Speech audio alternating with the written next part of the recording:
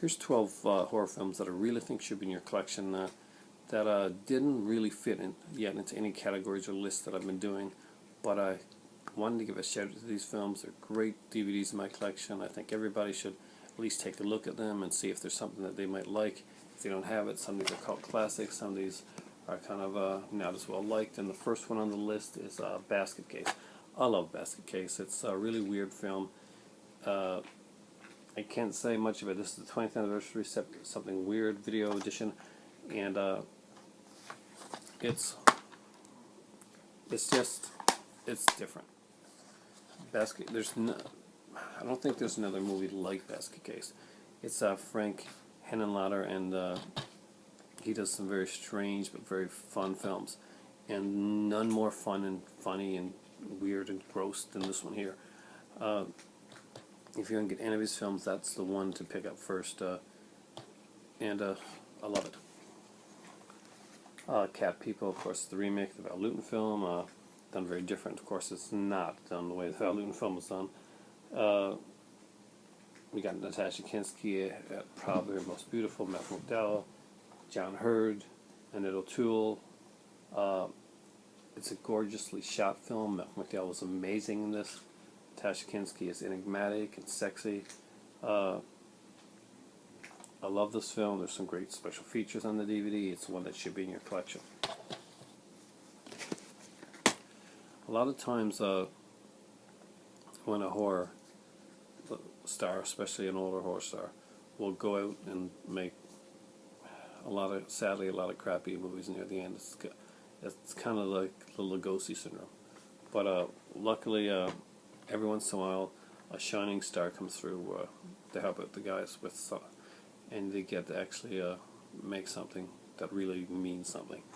And Peter Bogdanovich's directorial debut, Targets, starring Boris Karloff, is one of those films. It's horror, and it's psychological, and it's taking horror in another direction. Boris Karloff gets to do this, and gets to be really, he gets to pretty much play himself, and be the hero, usher in a different style of horror, and it's a class film, and it's luckily a classy guy got to do it. Makes me happy. Piranha 2 was a favorite of mine, and it's like cheesy, it's fun, it's a flying piranha. You can't get more fun than this. The cat. James Cameron did this movie. A lot of other people directed this movie as well. A bunch of piranha that can now fly. It's like the coolest concept. Think about it. You got these like fish, and they can eat you in the water and stuff like that, but now they can fly. Love this movie. It's not an expensive movie to buy. It's pretty bare bones, pretty cool though, and recommend it. Night of the Living Dead. No, it's not the original. This is the Tom Savini color remake. I did have a lot of fun with this film. When you're remaking a classic, then you have to understand that it's going to get a lot of flack, and this one did. Tony Todd, early role for him, and I just really like this film. The makeup effects are really good, and not perfect, but I liked it. You look at it here, and this one's at Walmart, by the way. I got it for like $5, and you see like it says like no features. There's nothing shown on here, but there actually are some cool features on this DVD. Just I'm not even going to tell you what they are, because go look for this one at Walmart. This cover and this edition, it's got cool features on it, and none are listed. It's the Full Moon Empire Pictures one that I really like. I think this is probably David Schmoller's best film, next to did he do Part 3 of Puppet Master? He did, and I'm going to say next best to Part 3. Anyway, Tourist Trap. Highly underrated. Chuck Connors does a great job in this movie. Early role for Tanya Roberts as well. She's extremely beautiful in this. Jocelyn Jones is amazing in this film. It's a slasher film. There's a bit of the supernatural to it as well. Basically, some kids go out to and their car breaks down. Classic. I think they end up in this wax type of thing, kind of a wax museum, but it's like a town, a wax town. It's so hard to explain. You just got to see it. It's a really great film. The killer is definitely memorable, and should have been more. There should have been more to that one. It has a great ending, and it's chilling, and it's like a 70s ending. Gotta love it. Galaxy of Terror. It's one of the Corman produced. It's very trippy, very cool.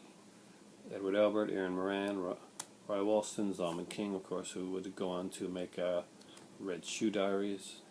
Sid Haig's in this one as well. They're up in space. Basically, they're confronting their own fears. It's a really cool film. There's, I think this is the Maggot Rapes one. It's just really different. I really enjoyed it. Really love this film. Features on this one are great because it's a Shout Factory release, and Shout Factory puts out some great and awesome features. Highly recommend that you get that film.